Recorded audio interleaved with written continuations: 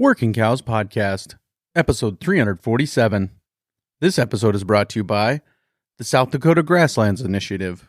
This episode is also brought to you by the Wineglass Ranch. Welcome to the podcast that gives producers a platform to discuss and share paradigm-challenging practices. Practices that have increased the effectiveness of their operation and the joy that their families have received from this lifestyle.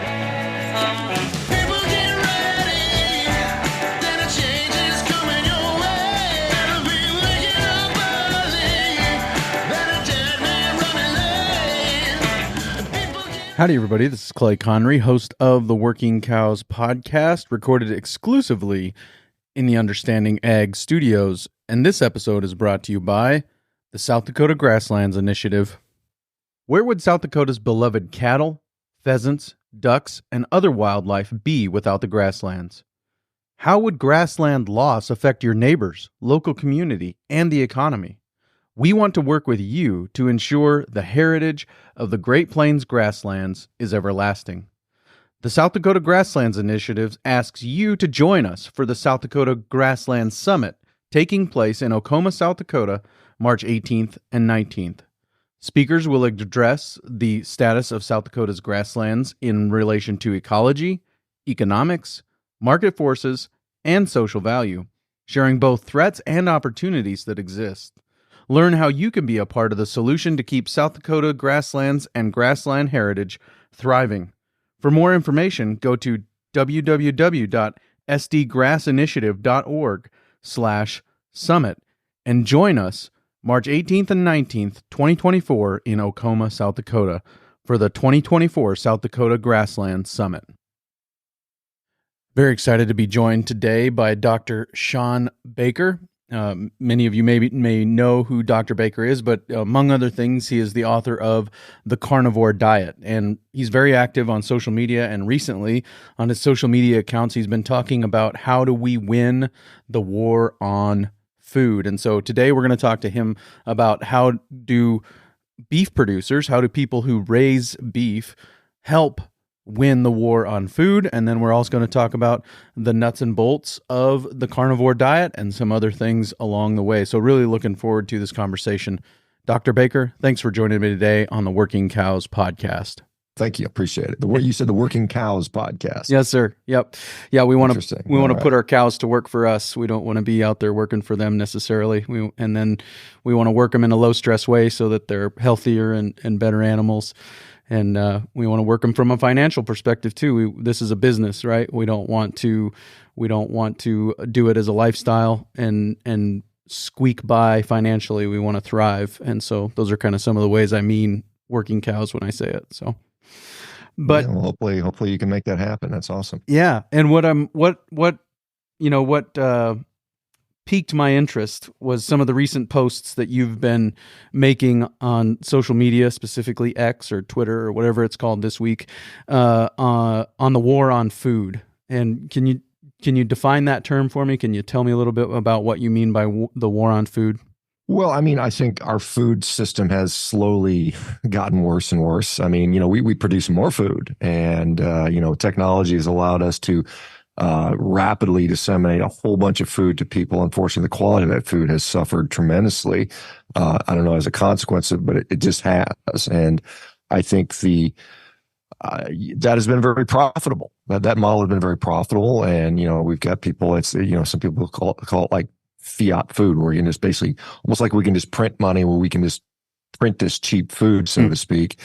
And I think people suffer from that, tremendously with regard to chronic disease and poor nutrition or malnutrition. Quite honestly, I mean, there are people that are obese that are malnourished. I mean, that's it doesn't necessarily mean malnourished, just some skinny, starving kid in some undeveloped country.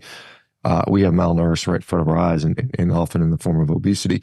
And so I think what I'm seeing clearly is a push to double down on that type of nutrition, and one of the biggest sort of potential market growth places is replacing some amount of meat with, whatever product you want to use, some fake product, whether it's ground up soy or bugs or lab grown stuff. That's where the part of this war is being fought. And I think that is, as we see, there is a really an unending 24-hour a day, 7-day a week message that we as a population need to stop eating meat, cut back on eating meat, restrict it, make it a condiment, whatever. And I think that is basically just driving more of this sort of ultra processed, cheap garbage.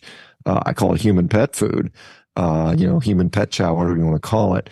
And I think that's where the war is. I think there really is a battle for the future of food. I mean, there's a push to further centralize the food supply so it's more easily controllable. But the cost of that is individual choice and food sovereignty and sovereign ability to take care of your own nutrition when it's all hyper concentrated, which we're seeing, and we've seen that happen over the last probably since World War II, quite honestly. Yeah, absolutely. I talked to a lot of people about kind of where the food system is now and where it has been. And one of the things that always shocks me is something that I've come to call the eternality of the present, that we think that just because this is the way it is, it's always been that way. And it's just shocking to me how recently it was that the majority of farms' revenue stream was in the form of protein, specifically protein, walked off the farm by its end consumer. They went to the farm, they bought the protein, and they hauled it away themselves. Or, maybe that was the butcher, right? But he was only one step removed, where now we've got all these steps in between the farmer, generally speaking, the farmer and the end consumer. And so it hasn't always been this way. And we've got a lot of inertia to overcome to get back to something closer to that. But it wasn't that long ago. And it's something that we could probably do again, I think. Yeah. I guess the question that I have, and I'm not a food producer. I'm definitely a food consumer, and I certainly appreciate what you do and others like you do. The question is, people are now used to having a lot of food. They literally don't even have to leave their house anymore. They literally can swipe on an app and they have all this food delivered to their home. And so, can we get to a point where we can provide maybe not that level of convenience, but a decent level where I don't have to drive 50 miles through freezing roads to meet my farmer and yet still have access to that high quality, protein nutrition? I mean, is that, because we, as opposed to what you might have had in the 1920s, where we're talking more of this, a higher percentage of people were farmers. I mean, there was a point in time in the U.S. where half the population was farmers. And now we're down to something like, 2% or something like that. So that is something that we now have technology, and even as a part-time cattle producer, you can utilize some of that technology. So we have a way to not only return to our roots, so to speak, but also leverage the technology to provide the convenience that so many people are accustomed to. Yeah, and then and I think that kind of leads to another point of the cost of cheap food, right? Like, first of all, cheap food is, generally speaking, subsidized food that is subsidized by government programs that makes it artificially cheap. Like, should a bottle of canola oil cost $3 or should it cost $15? And if it costs $15, would the choice between that and a ribeye be a little less of a choice? Yeah, that like I said, we've gotten used to eating cheap food, and it's the question is, because some people will say, well, part of the fact that we can have cheap animal products, chicken, pork, and to some degree beef, is because we do subsidize all these other commodity crops, whether it's corn, wheat, soybean, and of course, obviously, within the industrial animal agriculture model, a lot of those waste products get shoveled back into the feed system, and so yeah, I mean, like I said, if we look at the percentage of income we spent on food 1920s, I think something like maybe as much as 30% of the average person's income was going to food, versus today where it's, I think, down closer around, I don't know, 6% for some people. Yeah, I mean, and I eat a very high quality diet. I mean, I basically exclusively meat, and I don't spend that much more money than I used to, quite honestly. And I mean, it's because my other costs are minimal. I mean, it's, and I mean, even if it was more expensive, would you be willing to do that for better health and better family nutrition? Those types of questions are obviously important. Right. Yeah, and I hope to get to the carnivore diet piece of this towards a little bit later in the conversation, but I'd like to camp out a little bit more on this war on food discussion, and I think that a connected discussion along those lines of subsidies is commodity groups. And I tried to do quite a bit of homework prior to this interview, and one of the things that I did was listening to your most recent appearance on the Joe Rogan podcast, and you talked about the beef checkoff on that episode and some of your experiences with that. Would you be willing to recount some of that, and then maybe we can expand on it a little bit here?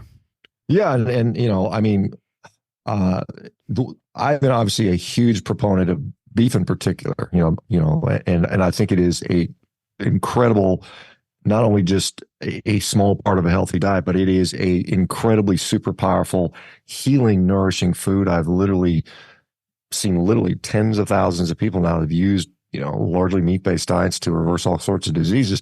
And I feel that it needs to be studied in a scientific way, so I can get past the, I know 5,000 people. As much as I know that's the case, it needs to be formally studied. So I approached the beef checkoff, group. Well, I was actually one of their contractors, U.S. Cattlemen's Association, who I worked with in the past, or I've given talks at some of their meetings, said, hey, let's see if we can get some studies done. So we did. We put together a proposal, got a fairly, I think, competent research team to do that, and it was not funded, right? And I went on Rogan and kind of sort of complained a little bit about that, honestly, and honestly, since that appearance, I've had a number of people from the industry reach out to me and say, hey, how do we make this right? Because I think they get it. They see they're starting to see what I see, that this is a very important set of studies that need to be done to sort of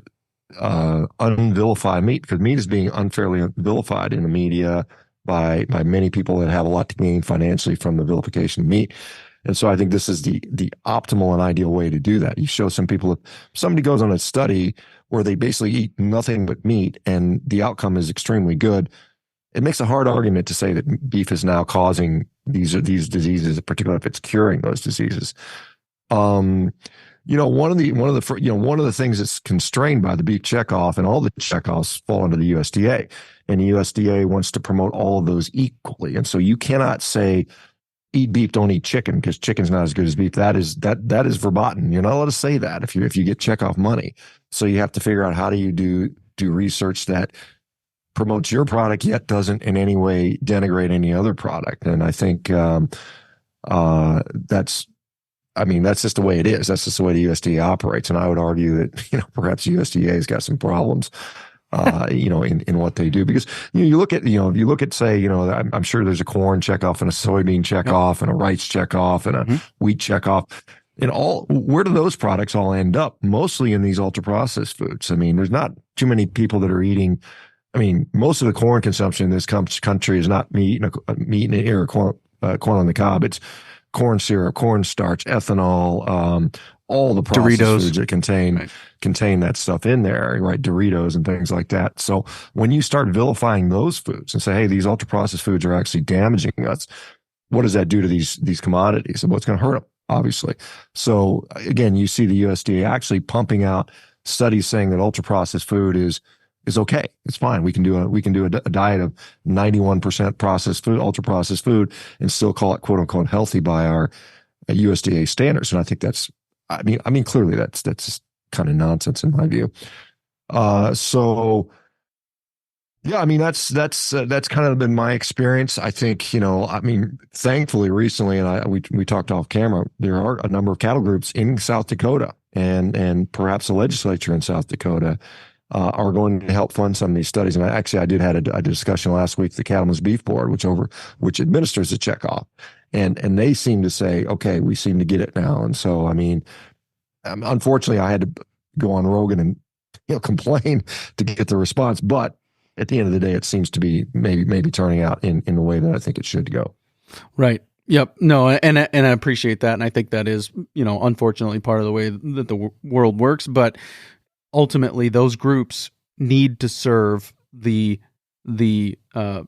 people who are members of those groups, right? First and foremost, that if you're serving the USDA rather than serving the groups or the people who are your membership, then you're going to have a revolt. And to be quite honest, they have had something akin to a revolt on their hands in the recent past. So I think that probably that's a contributing factor to them hearing that conversation. So I'd like to talk a little bit about the connection. You've talked to at least as many, maybe more of the influencers, if I can use that word, in regenerative agriculture than I have.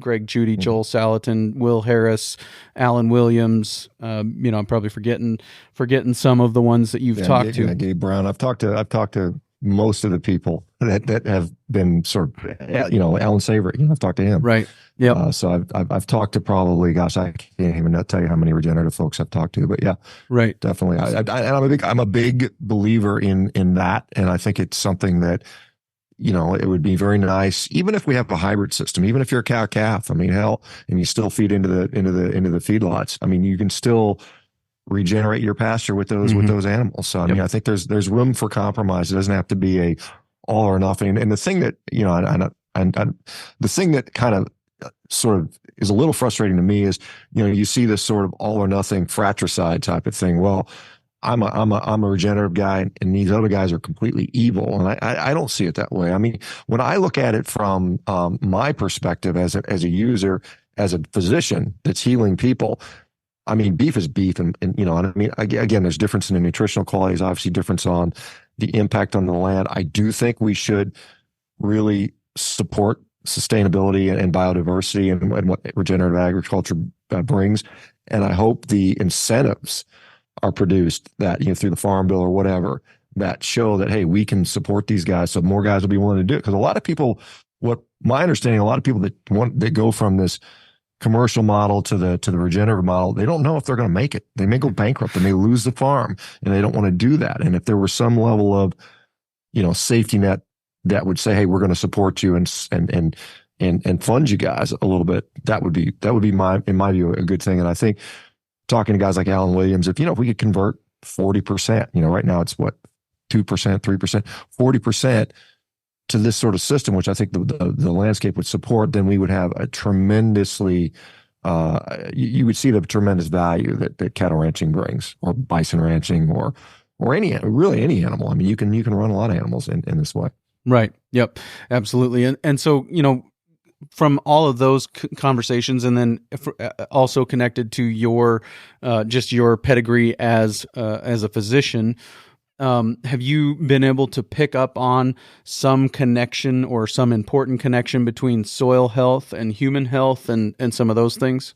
Well, I mean, we hear about, the soils are becoming depleted. And then, of course, obviously, if you got no soil, you got no food. So there's obviously the long-term picture where we have to do that. And, I've heard this 60 harvests is left, which I think is kind of, we don't know where that really came from, what the number really is. But clearly, we have to take care of our soil at some point. And so ultimately, if I can draw a direct correlation from food coming off of a well-managed, pasture that has really rich, life-giving soil, versus one is coming from dead soil, which a lot of the soil we have out there is depleted. I can't honestly say I've seen significant evidence of that yet, but I mean, at the end of the day, if we don't take care of our soil, we ain't got no food, and that's going to be a problem. It may catch up to us in 2 or 3 generations, but eventually we're going to get there. So I think irrespective, if we can say, I can point to a study that says, and there's guys like, Stefan Van Vliet, Fred Provenza, they're working on this stuff.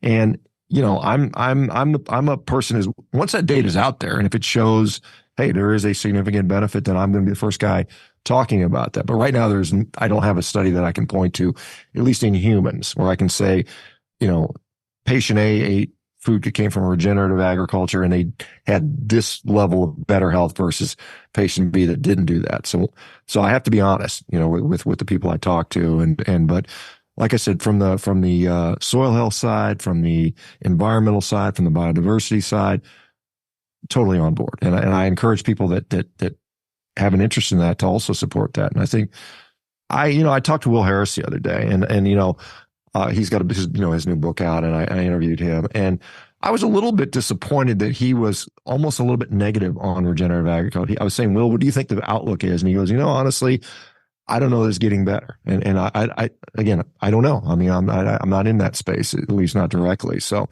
hopefully there's other people that have a more optimistic outlook, and we can, convert more and more ranches that are convertible, because, like you said, it's depends where you live in some ways and how long you can do it, as we were talking before. Right. Yep. When there's 6 feet of snow on the ground, you're not grazing pastures, right? Right.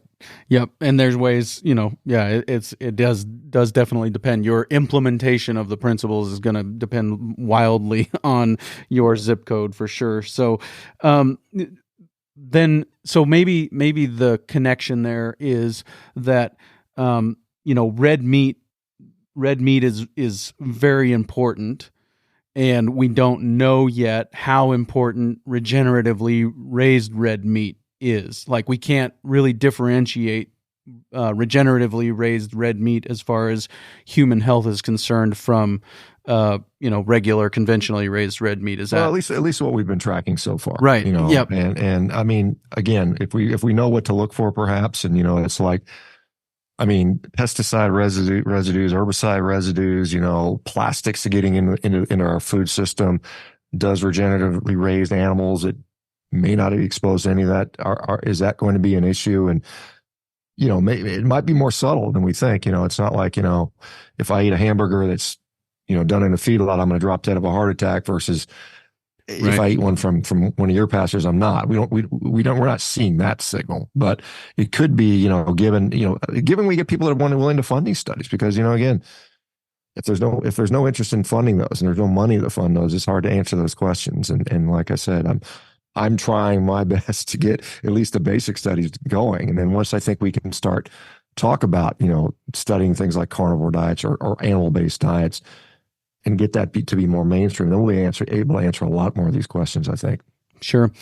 Can you talk to me about the value of N=1 experimentation? Is that, I think that there's a lot of that out there as far as people who are thinking this way as far as their diet is concerned. Can you talk to me about some of your perspective on that? Sure. Well, any study you read, the first thing you should do is, who's the study about? Am I part of that group? And the question is, how do we define what group I'm in? Like, there's a really great example that literally just came out 2 days ago. It was looking at the increase in LDL cholesterol, which is classically considered a risk factor for cardiovascular disease, and what may drive that. Well, traditionally we hear is, if you eat a lot of saturated fat, it's going to make your LDL cholesterol go up. And there is definitely some associational data in the general population, all comers across the board, people that eat more saturated fat. Some of them seem to show an increase, some don't. We don't know why. But there was a very specific study that looked at the so-called people that are on low carbohydrate diets. It was a meta-analysis of 41 studies. All of them were on low carbohydrate diets. And the factor that drove high LDL cholesterol was not saturated fat, or it had a very small effect. The biggest effect was how lean they were. If they were very, very lean, then their cholesterol went up high. And there's something called a lipid energy model, which probably mechanistically explains that. But it's an example of, and the question is that bad or not? And that's the question we don't know. And there's other studies that are looking into that as well. But that shows that, even though I'm part of the general population, there's studies that affect the general health population. What if I eat a weird diet, Or, for the longest time, we used to look at heart disease in the context of research primarily done on men. And then we started putting women in there and say, wait a minute, women have different risks and presentations. And so, like I said, if I do a study on alcoholics in Russia and I get this certain result, and I'm not an alcoholic that lives in Russia, maybe it doesn't apply to me. So I think we have to be willing to accept that, there are differences in different unique situations and various modifiers. So Like I eat a really weird diet. I'm not eating a 60% carbohydrate grain-based diet. I'm eating a darn meat-based diet. And so my laboratory results are going to look different. Does that mean they pose the same level of risk or health benefit that everybody else does? I don't think they do. And so you have to start looking at other things. You have to start figuring out, one, what is important to you as an individual, because your doctor may say, hey, your labs look great. Get out of here, kid. And you're like, but I still feel like garbage. I mean, it has to be, the N=1 has to be relevant to you, for one. And then you have to figure out, what do you want to feel like? I did years ago. I mean, this is when I first started doing this, 2000, I think it was 2017. I did. Everybody was critical. N=1. Well, N=1 is not extrapolatable to the whole population, which is true. So then I cobbled together a bunch of people and we called it N=many, because now we have more than one. We have, in fact, I think we had 100 people that did a carnivore diet for 90 days back in 2017. And we collected data on everything we had. We didn't have any money, so we just voluntarily had people submit things. We measured things like height and weight and waist circumference and resting heart rate and how frequently they had a bowel movement and things like that. So that, we didn't publish it or anything, but it was, legitimate scientific inquiry. And we found out that the average person lost 13 kilos or something like 28 pounds and 8 centimeters from their waist, and their heart rate went down by about 8 beats per minute and various other things. And so, yeah, the N=1 are valuable, and they certainly germane to you, because, you may do everything the doctor says or what the evidence seems to suggest on the population level, and it just doesn't work for you, right? And so we see that over and over again. There are a lot of people within the healthcare system that are, I did everything my doctor told me to do, and I'm miserable. So sometimes you gotta take it upon yourself. Right. Yeah. Yeah. I think that's a big problem, right? Is that we just outsource all of our decision making to experts, and I think that's true in a lot of areas. Be it financial, be it ranching and farming. We outsource all that decision making to experts, and then don't know why we're not seeing the results that we want. Would you agree with that?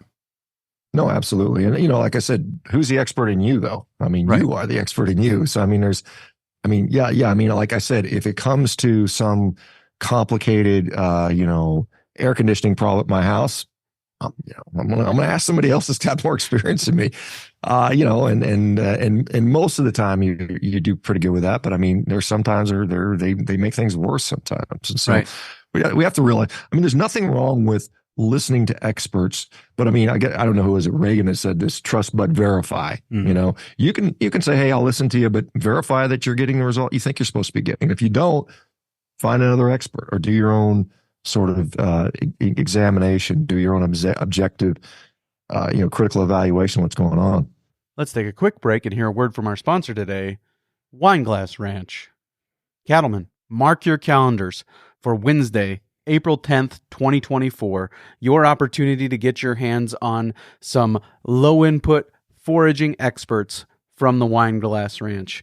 These cattle come from a genetic base of Angus and Hereford Cross. They are a low frame score, 3 to 4, low milk output, easy keeping. These girls work 365 days a year, and they are ready to go to work for you. So if you're interested in this, you'll have an opportunity to get your hand on some of the 300 head of bred cows that will sell in April at Oglala Livestock. So mark your calendars for the second Wednesday in April and be on the lookout for more information coming soon. If you're interested, you can get more information by calling 308-882-5555 or emailing info@wineglassranchinc.com. What is it that sets, or maybe it isn't set apart, but from what I understand, red meat is set apart specifically as important and valuable, and even can make up the majority or the entirety of your diet for certain periods of time.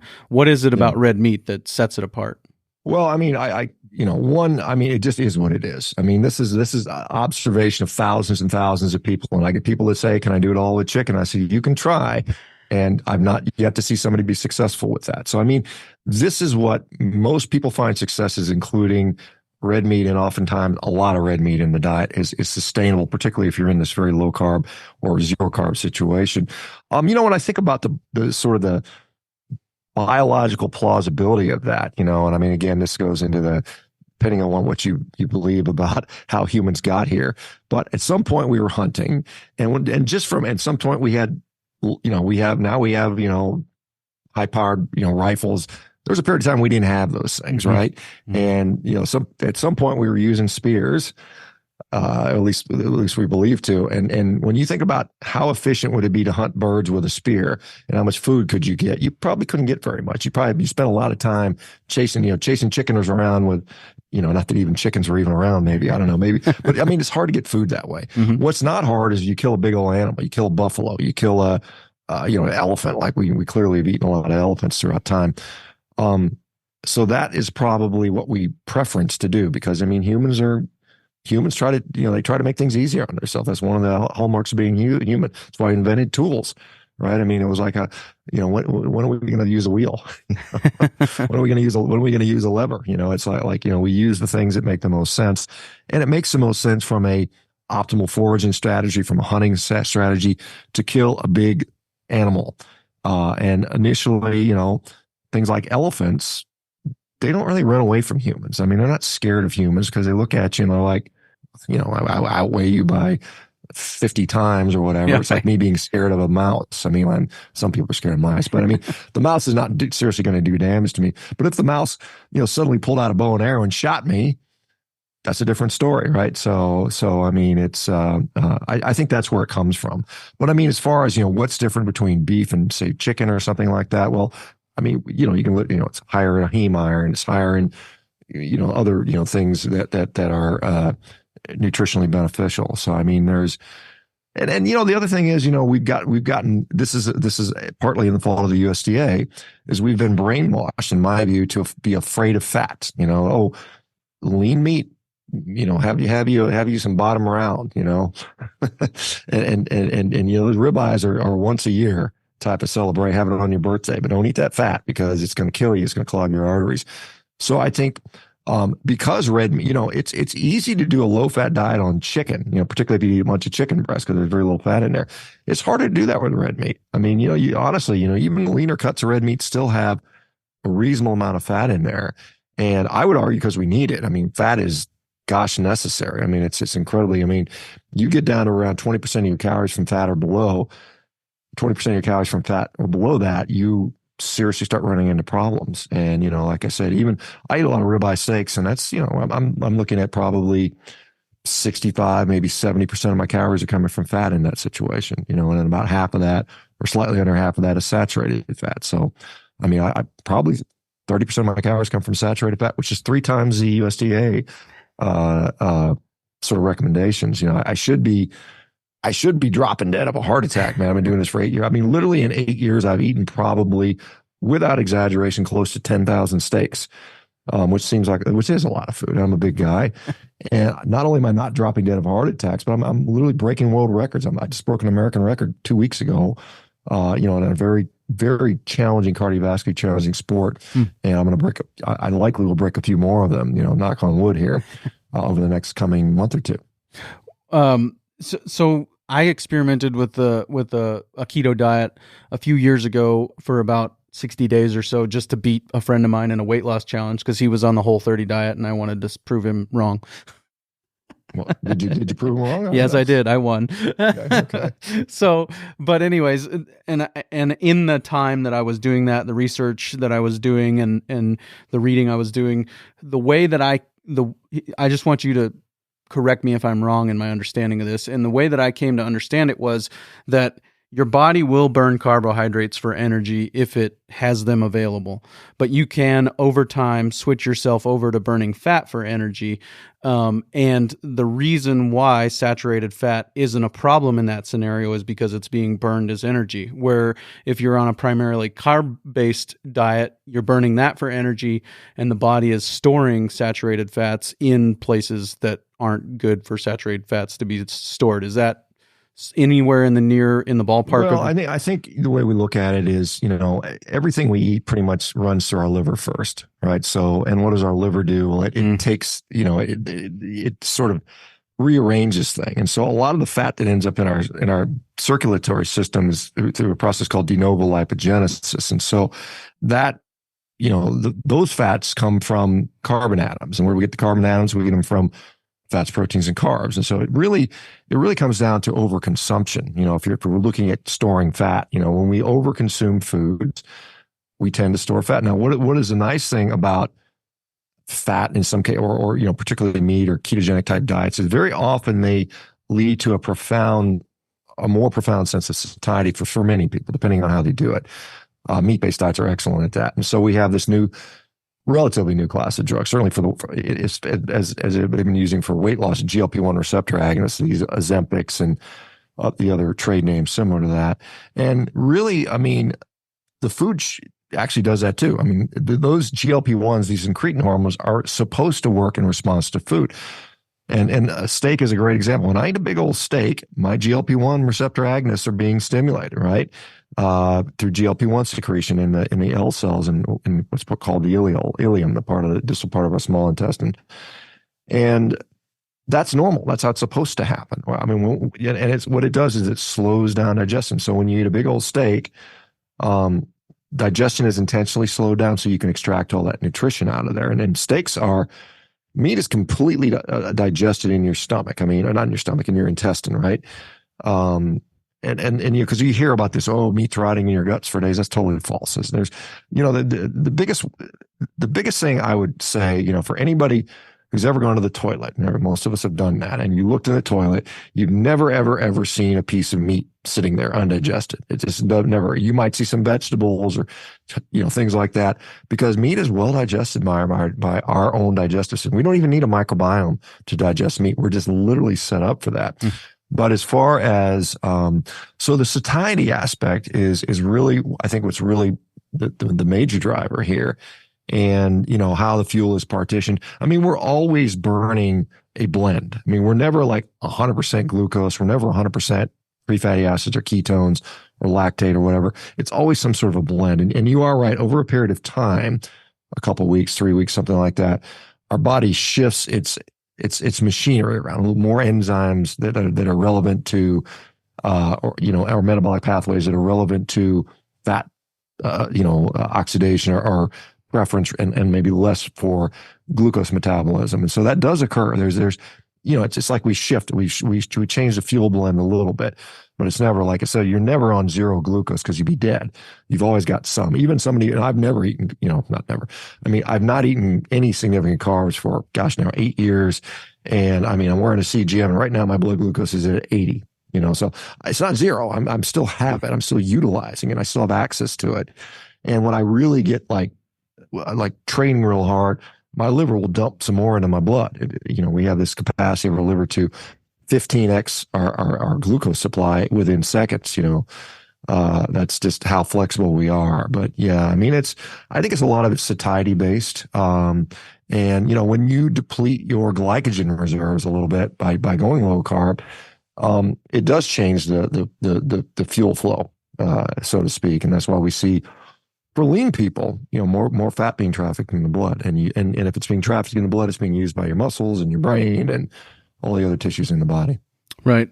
And you mentioned the satiety issue, and you mentioned earlier that people have asked, could I do that on chicken? Can I do the, meat-based diet, carnivore, whatever, on chicken? And you'd say you can try, but it's been difficult. Is that why it's been difficult? Is because there's less satiety there, or is there something else? I think so. I mean, I think it's, I mean, there is a minimal requirement for fat in the human diet, or at the very least energy. And, you've heard the term rabbit starvation, that people that are eating rabbits are very lean animals, and there's just not much fat there. And so, but yeah, I mean, it's, there is a requirement for protein in the body. There's a requirement for fat in the body. There's interestingly no requirement for carbohydrate in the body. And so, I think that's why. I think people, I occasionally eat chicken. I mean, with all honesty, in the last 8 years, I probably had chicken less than 5 times. And it's only because they ran out of real meat. Like I go for it like that. Oh, you guys ran out, so I'll eat a little bit of the chicken, and it's generally been, not very satisfying. I mean, the beef industry used to talk about nothing satisfies like beef, and it's true. It really is, and I think there's a lot of, again, I think it's kind of hardwired into us, and I mean, most of us have gone out and had it's almost viscerally and primitively satisfying to eat a big, juicy, well marbled steak, and it's just like, man, that's good. So I know the answer to this next question is wrong, is no. The next question is no, but I'm going to ask it anyway. Is all red meat created equal? Is all red meat created equal? You mean like wild game meat? I mean, rabbit's red meat, right? Well, yeah, I mean, there's subtle differences. I mean, even within a cow, I mean, this is an interesting question. I mean, even within a cow, different cuts of meat have different amino acid profiles. Like I was looking the other day, like short ribs have a higher percentage of glycine than do like a sirloin. I mean, it's just, so no, they're not all identical. I mean, they're similar in a way. But I mean, what is pork is red meat, emu is red meat, duck is red meat, moose is red meat. So, I mean, there's going to be differences. There's going to be some differences. And I think, I mean, we tend to focus on ruminant red meat. So as you know, animals with rumen. So this would be your cows, your sheep, some of the game animals would be, maybe preferable as opposed to the monogastrics, pigs, chickens, and things like that. So, I mean, the short answer is, yeah, there's differences. The question is, how significant are those differences? Could you, if you just only had access to moose meat, would you do fine? I think you probably would. I mean, historically, you look at these First Nations Canadian populations where caribou, reindeer, they don't have domestic cows. I mean, the domestic cattle, I don't know, the first cows that come to the U.S. were probably 1600s or something like that, I'm guessing. And so, I mean, yeah, I mean, you can probably make it on most herbivores that are ruminants, I think. Yeah. Right. No, and of all the wild game meat I've had, moose is the most similar to beef for sure. And I was just the genesis of that question is, could you do the carnivore diet on a wild game meat on deer because it's lean? Would you need to bring in some fat? I think most probably you need an additional fat source, right? Because I mean, one of the reasons humans used to, access the marrow cavities and go for the brains is because, these animals are lean and we have some requirement. Yeah, it's one of the things because people always talk to me about why do lions and why do like wolves often first go for the innards, they go for the intestine or the viscera. And my really thought on that is, on a lean animal, that's the only place you're going to find any fat of any significance. You're not going to find it in the hindquarters.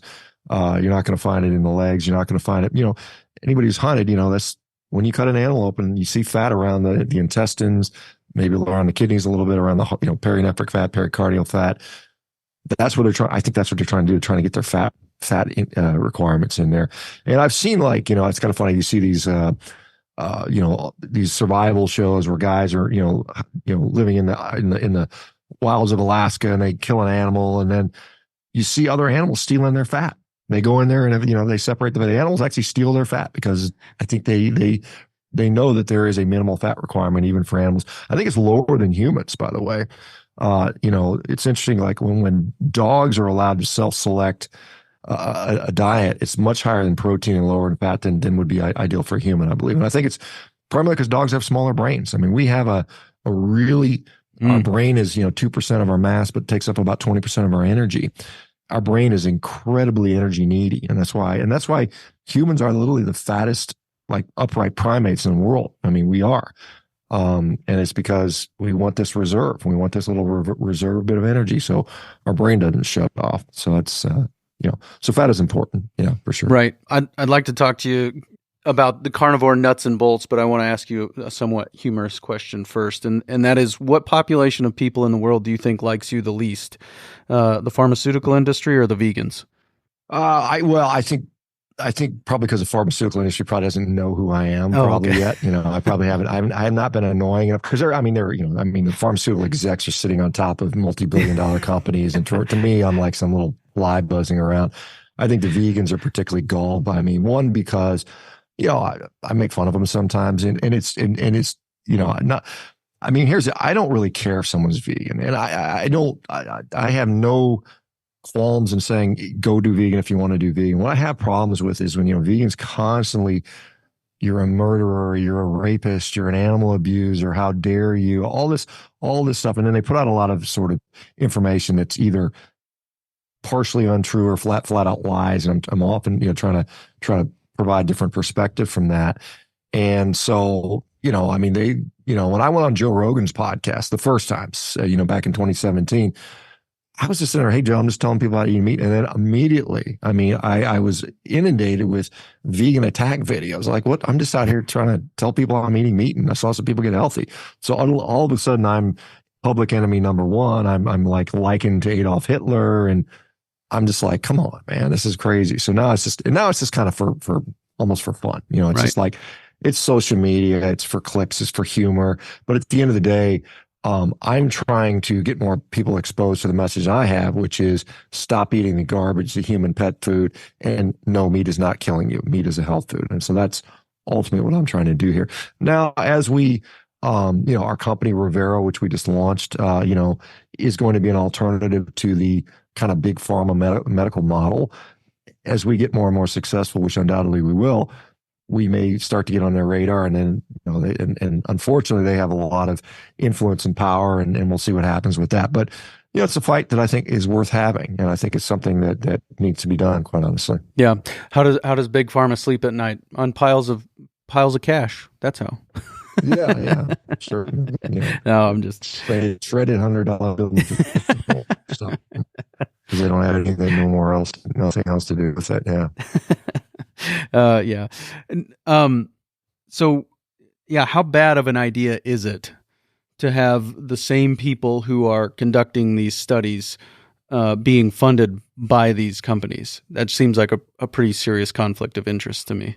Well, I mean, it clearly is. And I mean, it's, unfortunately money talks. And I mean, if we look at for new drug appeals, new drug approvals going through the FDA right now, I mean, something like 65% of the funding for new drug approvals is coming directly from the industry itself, which is, Fox guarding the hen house, basically. I mean, it's total corporate capture. I mean, you have the studies that are published in journals. Something like 40% of the income from those journals comes directly from the drug companies themselves, in the form of reprints that they hand out to the physicians when their studies are done. I mean, they pay the researchers to do the studies. If the studies do not turn out in their favor, they never get published. The studies that do get published, the raw data is not shared with the public. Even the peer reviewers don't get to see that. So the pharmaceutical industries can do a study, say this is what the results are, and not even share all their data.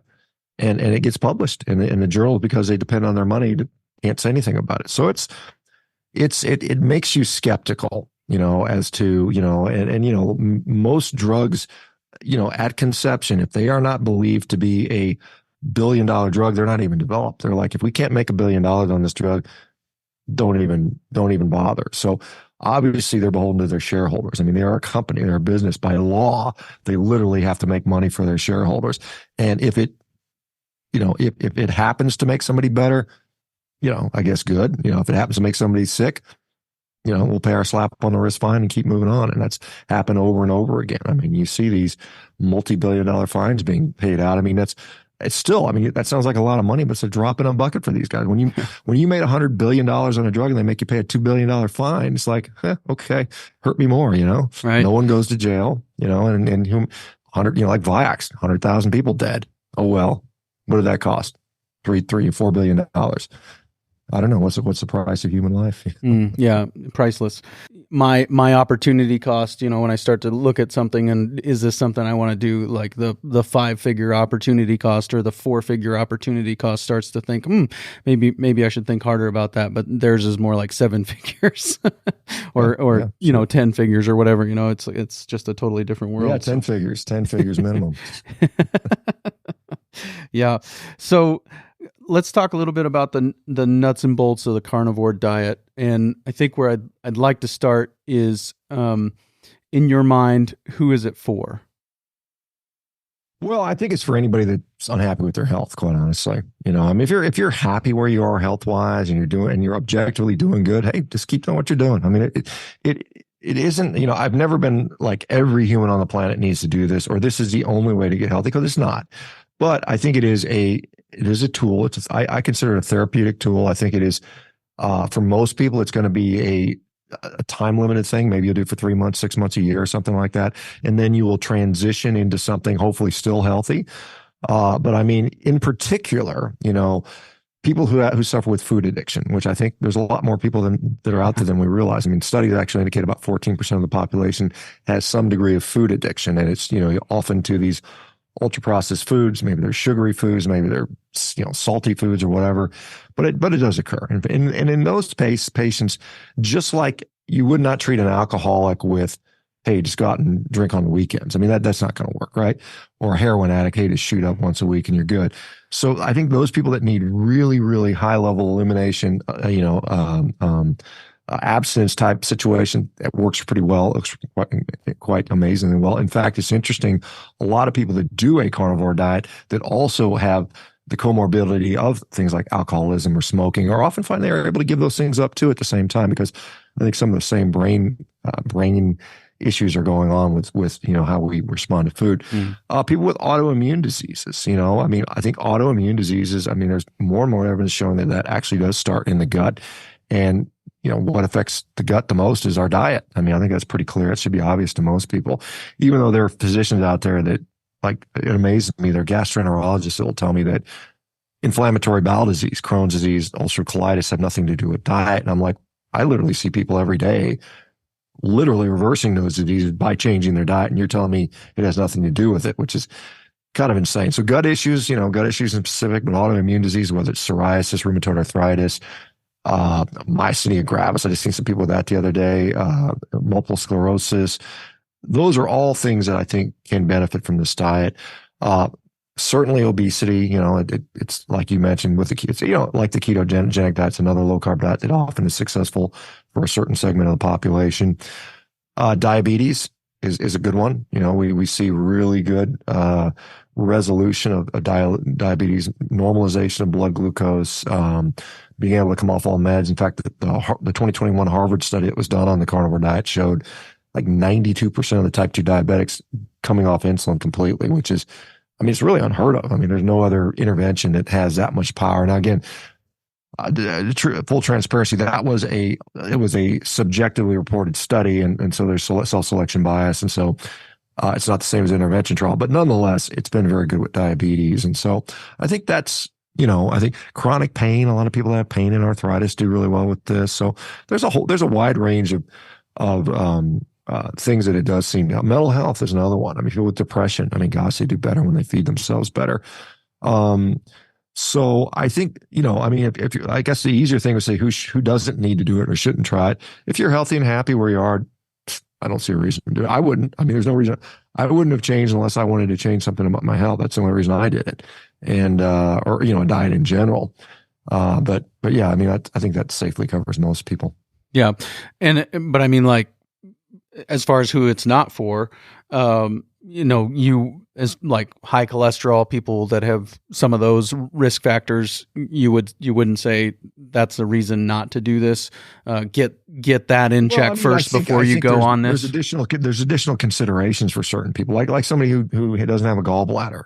You're going to have to modify things. If somebody has, if somebody is having active heart disease, and like chest pain and, that type of stuff, then I would be very cautious with it. It's not you couldn't do it, but you might have some other you might have to be on a lipid lowering drug for a period of time, until your metabolic health improves to the point where that risk has become minimized. And there's ways you can modify the diet so it doesn't raise your cholesterol as high potentially.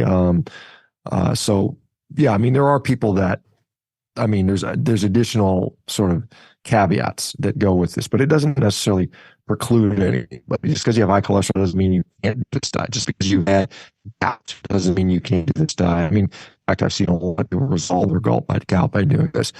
So yeah, I mean, there's obviously some caveats here. Which is kind of funny because generally speaking, people would say gout is caused by a high red meat diet. in a lot of cases, right? Well, I mean, that's, Conventional it was wisdom. initially considered.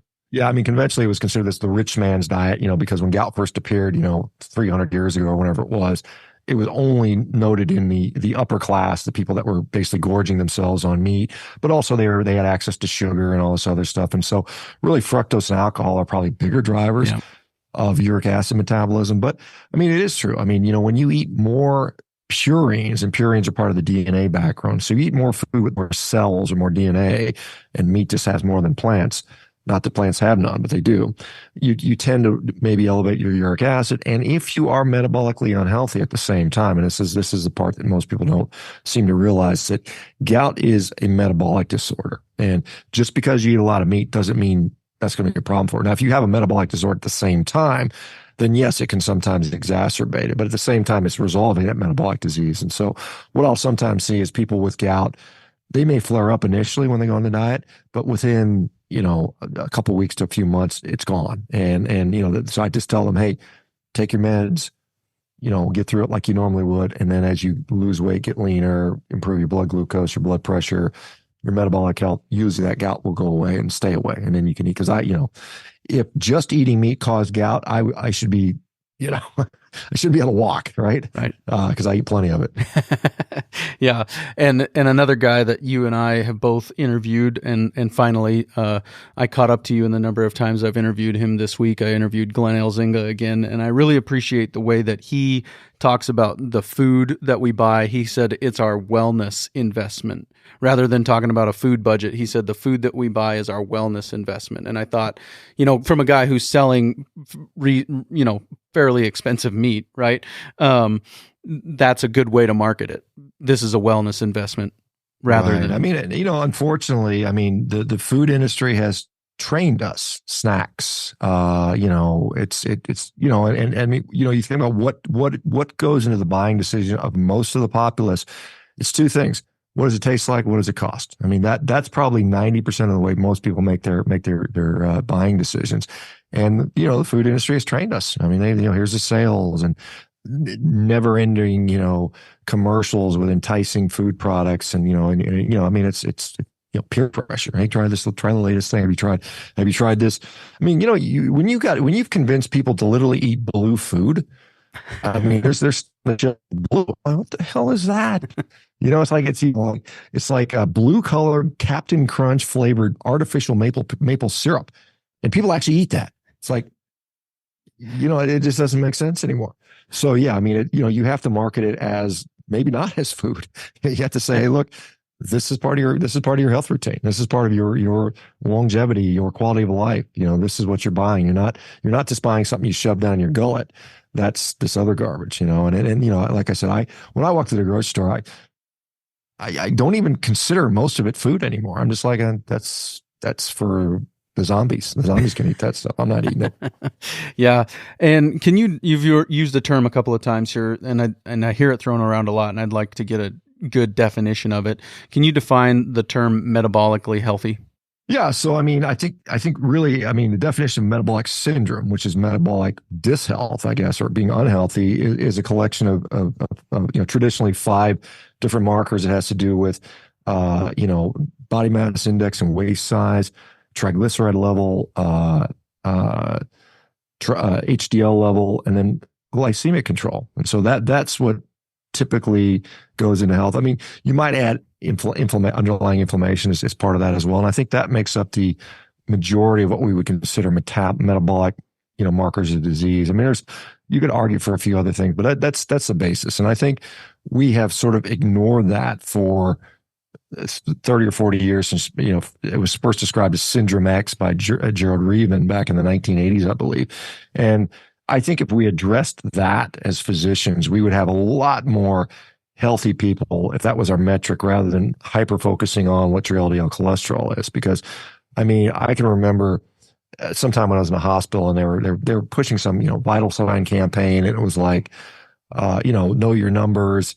And it was like, heart rate, respiratory rate, blood pressure, and what's your cholesterol. I mean, that was, not what's your HDL or your triglycerides or your glycemic numbers. So those are kind of we'll get to those later. Or, the really interesting thing is, if you come to the typical doctor's office and you're pre-diabetic, hemoglobin A1C 5.9, it's not diabetic yet, pre-diabetic. Most doctors will say, we'll just watch it.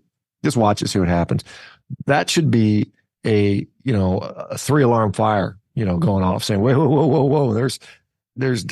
It's like, there's some bad news going on. And, it predicts dementia. My gosh. I mean, all these things that are predicting, if you roll into your 40s and you're pre-diabetic, your risk for dementia has gone up significantly. And so it's like, hey, let's get after this and turn it around. Back to the kind of nuts and bolts of the carnivore diet. Is there a range of things that in your mind can fairly be described as the carnivore diet? Yeah, I mean, I wrote a book on it called The Carnivore Diet, and I described it quite well. I mean, it's animal products, obviously. Anything that's animal product, anything had a face, had a mom, you can eat, right? I mean, to that you can add dairy products for some people. Some people some tolerate, some don't. So you have to be a little bit cautious with that. And I mean, other than, maybe a few spices and coffee and tea, I mean, that's pretty much the diet. So, I mean, there's no fruits, there's no vegetables, there's no wheat, there's no rice, there's no grain, there's no sweet potatoes. There's no, obviously processed junk garbage. So that's really it. It's very limited in its scope. I mean, although there are literally gazillions of ways you can prepare meat and different cuts of meat, and you can get really creative. I mean, and I've seen, and eggs, I should have mentioned eggs too. I mean, I've seen people, they'll combine eggs and cheese and they'll stick it in they'll blend it up, stick it in a waffle maker and make a little waffle out of it. It actually tastes pretty damn close to a regular waffle. I mean, it really does. I've done that. I don't do that much because I'm pretty lazy. I'm just give me a steak. I'm at the point where I don't really worry about that stuff. And there are literally hundreds, if not thousands, of recipes that are quote unquote carnivore now. So, I mean, you can make it, pretty much a decent amount of variety in there if you want to. I'm like I said, at this point, I don't care.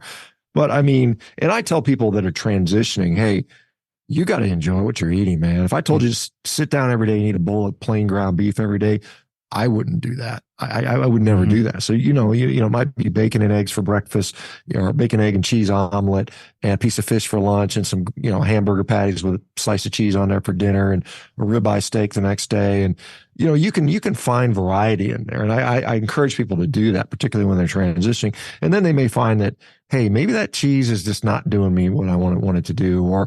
And I say, you use a little bit of spice and seasonings in there if you're used to that. And then you can find out, well, hey, maybe that cayenne pepper is not really my friend. And you figure these things out over time. And many people, and what will happen, and we talk about kind of kidding about chicken, but most people start out, they'll eat chicken. And then 3 months in, they're like, man, I don't want chicken. It does literally nothing for me.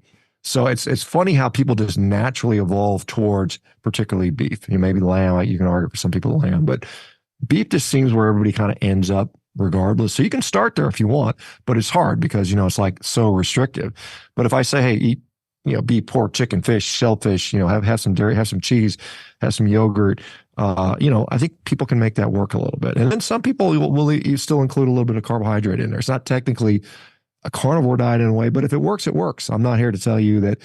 It's not like the carnivore police are going to come bust down your door if you eat a handful of blueberries once a week. It's like, who cares? I mean, as long as you are being served by the diet, then that's how I would say implement it. And then, be objective about it. And if those blueberries mess you up, then hey, don't eat them. But if they're fine, press on. Right. And then in January, to combat veganuary, right, you go strict carnivore, which is beef, salt, and water. Am I right? For me personally, yeah. I mean, it was kind of funny because when I started this, back, I guess this is my 8th year now, I noticed that veganuary was in January, and I'm born in January. I was like, I don't want my birthday month to be some stupid vegan month. So I said, well, we're going to call it World Carnivore Month. And I started that 7 years ago. And now it is grown and growing. Guys like Joe Rogan and many other people participate now. And so it's really become kind of a worldwide phenomenon. And because I am pretty much all year round carnivore, I mean, I just do it anyway. I just tighten things up for me personally. I just go back to beef, salt, and water. And that's what I'm doing. That's day 18.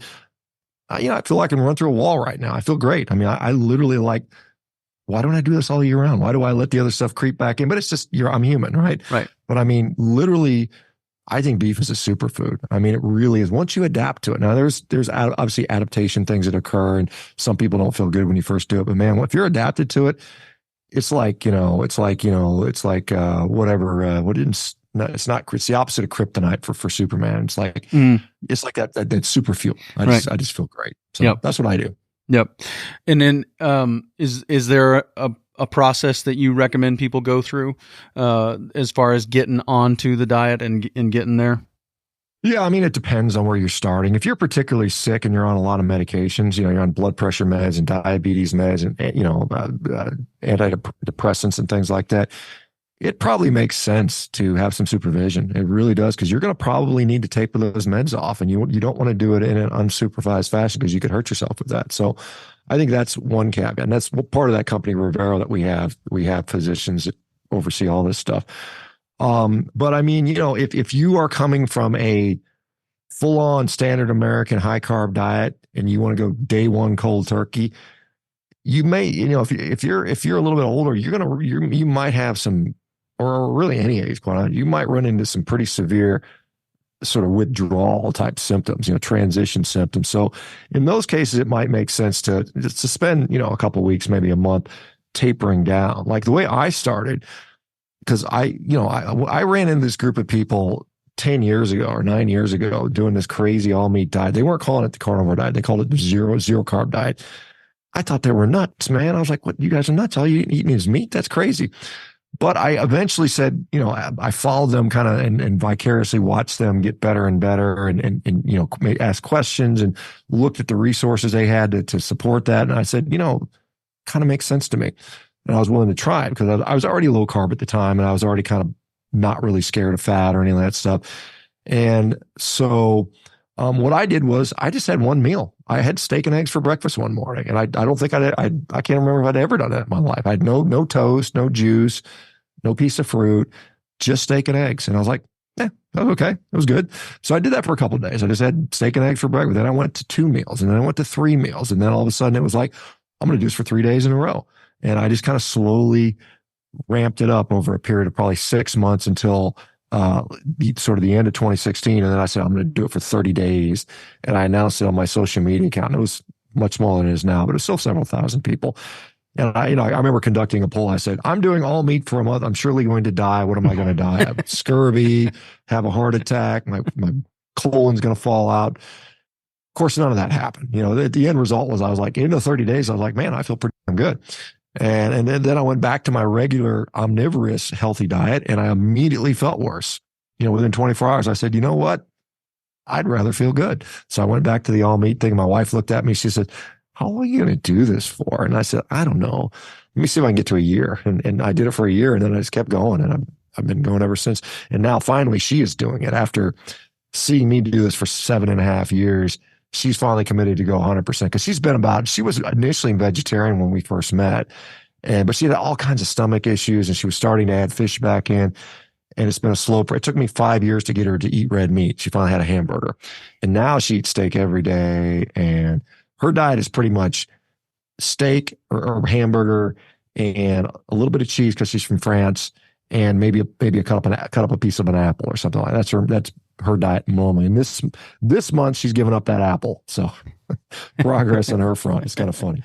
And is there a range of what you think is can be included in a quote unquote healthy diet? I mean, is it really just if it's ultra processed, we really need to get it out, and then as far as some raw fruits and vegetables, some of that's okay, Yeah, I mean, I think, obviously, the less processed in general, the better. Some people, well, ground beef is processed. I mean, technically is. Some people say, well, protein powders, ultra processed, technically are. But I think for most of these ultra processed foods, and these are 5 or more ingredients containing things you can't pronounce or that aren't on your kitchen shelf, mono and diglycerides and polysorbate 80 and whatever. Those are ultra processed foods. If you get rid of those, I don't think you're going to do yourself any harm. You're likely to improve your quality of life. I think focusing on a meat-based diet, high quality protein is essential. I mean, it's essential for maintaining and promoting quality lean mass, which I think is incredibly important, not only for mitigation of disease and function, but also for longevity. So I think those things are important. And then to what you add to that. So I look at it as like if you make meat the meal, like if you think about my food is a steak or whatever, or a pork chop or something like that, and then you say the rest of it's a condiment. Yeah, I'll have a few mushrooms on there, or maybe I'll have a handful of blueberries afterward or something like that, and just treat it like that. I think you're gonna do a long way to improve your health. And like I said, there's a small percentage of people that will probably want to just dial that back to pure meat and play with that for a while. But I mean, if we were to get out, it's like our pets, the same thing. I mean, we got so many dang fat, overweight pets that smell bad. They're always farting. They can't see. Their eyes are all glassed over. Their skin's bad. You put those dogs on an all meat diet, and they lean out. They start running and playing again. Their breath smells better. They don't fart as much. They don't poop as much. The same thing happens with humans. I mean, you get rid of that ultra processed human pet food, that human pet chow that we're all eating is killing us. And it tastes good. That's the problem. It tastes darn good. You go to the store and you look at it. I mean, I can walk down the aisle and I'll glance at stuff. I was like, it probably tastes pretty good, but I just don't consider it food anymore. Right. I think that in my experience, one of the problems with like green leafy vegetables is everything you have to put on them to make them edible. Right. There's so much, seems like to me that there's so many tannins in them and everything that you have to put something on them to eat them. And then they might actually taste good to a cow, but I mean, put that in front of a 1-year-old baby. He ain't eating that. He's throw it off the table and scream. You got to trick the kid to eat it. Yeah. I mean, there's there for a reason. I mean, I honestly believe, what is the nutritional value of eating leaves for a human being? You get almost no energy out of it. It tastes bad. You can't even digest it. I mean, the minimal amount of polyphenols or whatever you think you're absorbing from that. I mean, and maybe you know this, maybe you don't, but meat has polyphenols in it. I mean, these animals, Glenn Elzinga, a perfect example of that. When you test his meat in a lab, he's probably got 70,000 unique nutritional compounds in there. Many of them are many of them are quote unquote phytonutrients. And we don't talk about it in beef because we just don't even, maybe don't people even realize it's in there. So I think that, leaves are, I ate a lot of salads when I was on a ketogenic diet. I remember I'd buy a 1 pound bag of spinach and I'd eat the whole thing at once, but I put bacon and eggs and, dressing and nuts and cranberries and all this stuff, so it was edible. But if I just had to sit down and eat a plain bag of lettuce or spinach, no way, man. I'd be like, no, I couldn't get through this. This is awful. Yeah. Right, so you have to disguise it. If you have to disguise something to eat it, then it's a problem. That's the same thing with meat. If you got to slather your meat in a bunch of barbecue sauce, you don't know how to cook it right. Yep. You got bad meat, one of the two. Meat should taste pretty good with minimal effort. I mean, a little bit of heat, maybe a little salt, and a good steak or a good piece of meat, even ground beef, doesn't need anything. Yep. No, totally agree. Well, I want to be respectful of your time today, so I'll just point towards wrapping up by asking a couple of last questions. And the first one is there a pinch point in the red meat supply that my audience can help solve, or that they can maybe even that it presents a business opportunity for them? You mentioned that you went to buy some meat. They were out of meat, real meat, so you bought chicken. Is there a pinch point that you're aware of that we can help with? Well, I mean, I'm concerned for the future of the centralization of the market. So I hope more ranchers get into the direct to consumer. I know it's work. I mean, it's a different skill set. Yep. I mean, you got to put online marketing campaign, but I do think there's a growing demand for that. And I think, some people are very particular about how their meat. I know there's some people worried about mRNA vaccines in their meat. And so I know we don't do that in beef anyway, but there's people that are concerned about that. But I mean, I think it's, here's one thing I would say, and I guess it depends on how you finish the animal, but there's a lot of people in the low carb space that like fat, and we've been trained to trim it all away. And so, if you can raise an animal that, I get it, when you're doing grain finishing, it's easy to do. I mean, they know how to grain. I think they get 85% choice or prime now, coming out of the feedlot. So as a regenerative farmer, pay attention to how you finish those animals, because if you send some real stringy, real low level of marbling, I'm probably not going to want it. I mean, that's just the way it is, because I need my energy. I got to get it from somewhere. So I think and of course that means more time on grass or something. I mean, better than that. How you get a nicely finished animal that's been grass finished or something like that, or regeneratively raised. But I think that's there. I really think that ranchers need to know they have a product that is, not only tastes good, but it's literally nutritional gold. It is something you need to get behind, because when I go to present to cattlemen, I've talked in front of U.S. cattlemen a couple of times with the California Cattlemen's Association, and as I sat there and told these guys, the food you have is one of the healthiest foods on the planet, most of them have never heard that before. They're like, what? I thought it was supposed to be. I mean, even these cattle ranchers are still eating the USDA garbage recommendations because their doctor told them or whatever. And it's something as a producer, you are producing a product that is so incredibly valuable. And if you're thinking about, why am I doing this? Gosh, there's a growing demand of people that really start to understand this. And I mean, there's so much that some of them are becoming cattle ranchers themselves because they're worried about the food supply. They're worried about, this is what's made me healthy. Can I guarantee I'm going to have this for the next 30, 40, 50 years, or that my kids can have it? So I think really, because, again, the beef check off, beef, it's what's for dinner, right? They're not allowed to say beef is the superfood that it is because of the fact that they may offend the chicken check off or the soybean check off. So they're limited in what they're allowed, the language they're allowed to use, but we don't have to be. I'm out here screaming from the rooftops every day on Twitter and Instagram and YouTube. This is nutritional gold. And so, I'd be very aggressive in marketing this stuff. I mean, again, depending on, I get it. Not everybody wants to do the direct to consumer, but at the very least, understand what you're providing, because it is so good. And I mean, there's going to be a growing demand for that, at least in this community. And I hope, I talked to the Cattlemen's Beef Board, the other day, and I said, hey, you guys should be shooting to increase the demand by 10%, over the next 10 years. I mean, I think it's doable. And instead of, because it's gone down 30% since 1977. I mean, we used to eat 92 pounds of beef a year per capita. Now we eat 52. I mean, and the cattle herd is obviously at the lowest it's been since like 61 or something like that. So, I mean, maybe be ready to ramp up. I mean, that would be great from my perspective. But again, if you can do it, and particularly if you're doing it in a regenerative way, I mean, more cows on grass managed better, the better it is for the environment. And obviously there's going to be pressure coming. I know this discussion isn't over. I mean, I know they had the COP28 and they had their proclamations, and, they're going to focus on methane to a degree, but they're still, but the people that don't want meat to be on the planet, they're not going away, and they're going to keep going. They're not quitting. They're in it for the long haul. So we need to be too. Yeah. And like I said, I hope that more and more, people that are, the average, I think the average age of ranchers in the U.S. is like 63. Mm-hmm. Gosh, I hope that goes down to, 43 or something like that. That would be much, much better. Yep. Last question is, tell me a little bit more. You've mentioned it a couple of times about Rivero and the project that you've launched and what that's going to look at. So Rivero is a full service medical company. I mean, we basically have licensed MDs in all 50 states.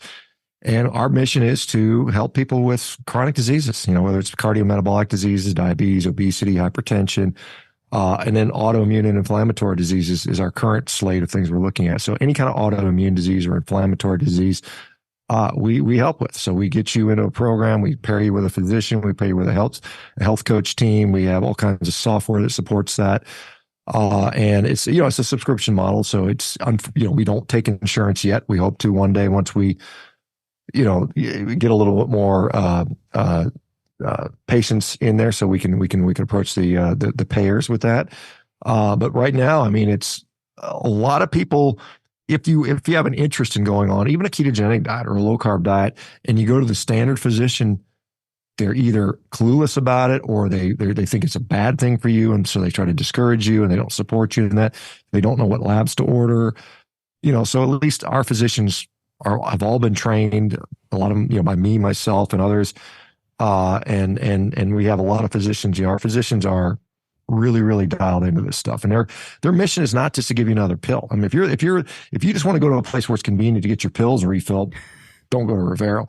If you're interested in getting healthy, getting off medications, changing who you are as a person and no longer being sick, then that's who we want to serve. But I mean, if your goal is just like, oh, I like my doctor because he never asks a question when I ask for refills, I mean, that's the wrong model. But yeah, Rivero.com. We just literally launched. I mean, we had something like 6,000 people on our waiting list, and we're just now starting to draw them in. So the earlier you get on the waiting list, the quicker the likelihood that you'll be able to be, part of the program and stuff like that. And my goal is really, probably about a year for most people. Get them in there, treat them for a year, get them off all their meds, heal them, get them healthy, get them to a healthy way, healthy lifestyle. And then I hope I never see them again. Quite honestly, I don't want to keep you for a chronic patient for life. I want to get you healed. And I mean, the best thing you can do for your health is stay out of the healthcare system. Honestly, I mean, I think so. It's a pretty, and for emergencies, if I'm in a car wreck and I break my femur, don't feed me a steak. I mean, take me to a damn orthopedic surgeon so you can rod me and fix my leg. But I mean, but for day-to-day chronic disease management and instead of just managing disease, get rid of the disease. And that's what we're trying to do.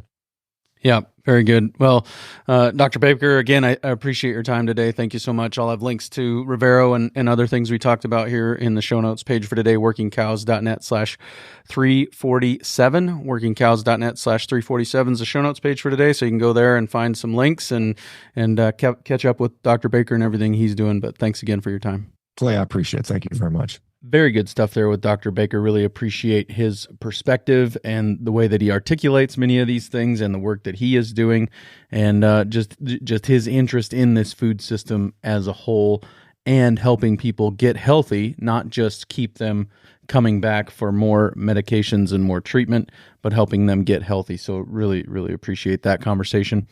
Looking forward to next week on the Working Cows podcast. We will be talking with Glenn Elzinga. Recently had the opportunity to go to and MC the South Dakota Soil Health Coalition's Soil Health Conference, and Glenn was one of the keynote speakers there. And so in preparation for that conference, I sat down with Glenn and we talked a little bit about how he is managing all of the complexity at his place, as well as the things that are really, truly important as we seek to be good stewards of the things that have been entrusted to us. And be on the lookout for a really special episode where I will share with you the live recording of a panel discussion with Glenn Elzinga, Zach Smith, Cooper Hibbard, and Jay Fuhrer. So that's going to be a really special episode coming up in the near future. But for now, thanks for tuning in. Thanks for subscribing and sharing, and I really appreciate it. And we will see you again real soon with another episode of the Working Cows podcast. We invite you to visit workingcows.net to subscribe to the show via iTunes or Stitcher. You'll also find detailed show notes pages, resources from our guests, and the industry leaders who have influenced them. For more ideas on putting your cows to work for you in a more profitable way, tune in next week.